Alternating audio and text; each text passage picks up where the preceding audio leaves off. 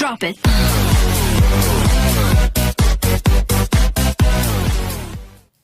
Assalamualaikum warahmatullahi wabarakatuh. Perkenalkan, saya Gendis Pramita Bekti, mahasiswa dari STIT Islamiyah Karya Pembangunan Parongawi. Kali ini saya akan membahas bagaimana sih caranya untuk mengasah kemampuan komunikasi verbal dan nonverbal bagi calon guru. Di dalam kehidupan sehari-hari tentunya komunikasi sangat diperlukan. Begitu pula dalam kegiatan proses belajar mengajar. Untuk mencapai tujuan yang telah direncanakan oleh seorang guru, hendaknya guru melakukan komunikasi dengan baik dengan siswanya. Oleh sebab itu, ada dua jenis komunikasi yang harus diperhatikan oleh calon guru atau oleh seorang guru. Yang pertama yaitu komunikasi verbal dan yang kedua komunikasi nonverbal. Komunikasi verbal yaitu komunikasi yang disampaikan secara lisan atau melalui tulisan. Kemudian komunikasi nonverbal, komunikasi yang menggunakan bahasa tubuh. Yang termasuk komunikasi verbal,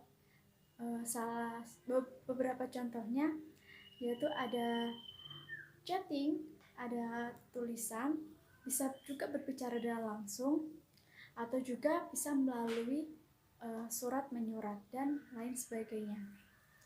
Yang sejenisnya tapi ya.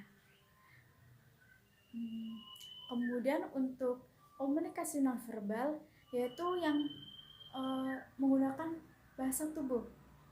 Dalam kehidupan sehari, dalam kehidupan di sekolah, ada banyak komunikasi-komunikasi yang dilakukan dengan nonverbal.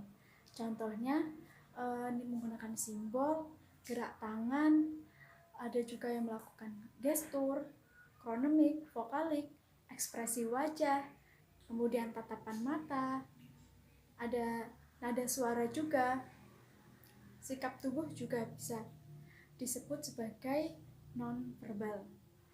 Contohnya ketika ada salah satu siswa yang merasa wajahnya itu pucat atau tubuhnya itu terlihat lemah, guru itu harus tanggap bahwa anak tersebut sedang sakit atau sedang memiliki keluhan yang lain. Atau bisa juga ketika siswa ekspresinya mulai seperti bosan, seorang guru harus bisa mencari solusi bagaimana caranya untuk meningkatkan semangat belajar anak. Misalnya bisa melakukan dengan ice breaking atau bisa melakukan dengan cerita-cerita yang lucu atau yang sejenisnya. Kemudian komunikasi nonverbal yang berikutnya yaitu nada suara. Intonasi suara atau nada suara bisa berbeda arti ketika penekanannya tidak sama. Misal dengan intonasi yang tinggi, orang akan mengira bahwa orang itu sedang marah. Atau dengan intonasi yang lemah lembut, orang itu sedang santai, sedang tidak memiliki beban apapun. Begitu pula dengan tatapan mata. Ketika ada seorang guru menatap tajam muridnya, maka murid akan merasa takut dan murid akan tidak berani untuk menatap kembali seorang guru tersebut. Tatapan mata bisa memiliki arti yang lain. Ketika seorang anak sedang membuat gaduh atau berbicara sendiri dengan temannya, ketika guru sedang memfokuskan matanya kepada anak tersebut, maka dengan secara tidak langsung anak tersebut sudah paham, guru ini sedang menegur saya, bahwa saya tidak boleh untuk bercerita dengan teman sebangku yang lain, atau saya harus memperhatikan guru yang sedang berbicara di depan.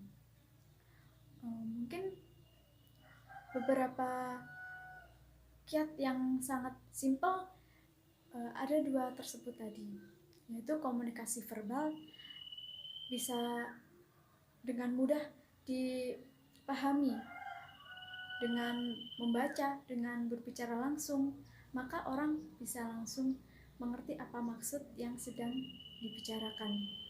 Berbeda dan sedikit rumit dengan komunikasi nonverbal, bahwa kita harus bisa memahami apa yang dimaksudkan oleh seseorang tersebut ketika orang tersebut hanya menggunakan simbol dan gerakan tubuh saja.